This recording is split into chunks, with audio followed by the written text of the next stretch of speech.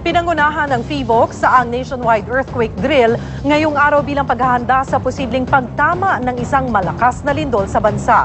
May report si Gerald Uy.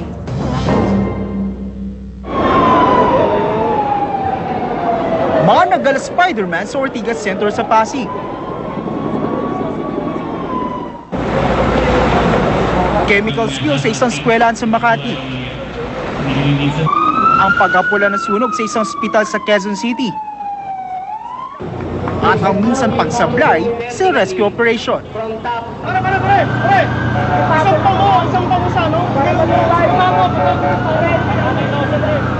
Ilan lang yan sa mga maaksyong tagpo sa second quarter nationwide simultaneous earthquake drill ngayong araw. Target nitong ihanda ang mga Pilipino sakaling yanigin ng bansa ng isang malakas na lindol.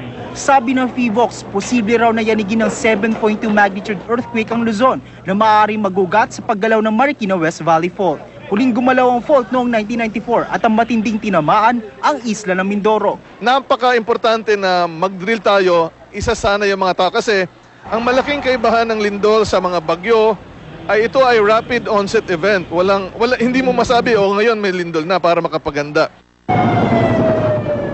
Tansya ng PHIVOLCS, 30,000 tao sa Metro Manila ang posibleng mamatay sakaling yanigin ng 7.2 magnitude na lindol. Kasama rin sa mga naghahanda laban sa mapinsalang lindol ang mga ospital. Kaya ang East Avenue Medical Center nakikipag-ugnayan na sa iba't ibang mga organisasyon at kalapit na ospital para maging maayos ang paglilipat ng pasyente sakaling dumating ang anumang sakuna. Yan ang aksyon sa Quezon City, Gerald Uy, News 5.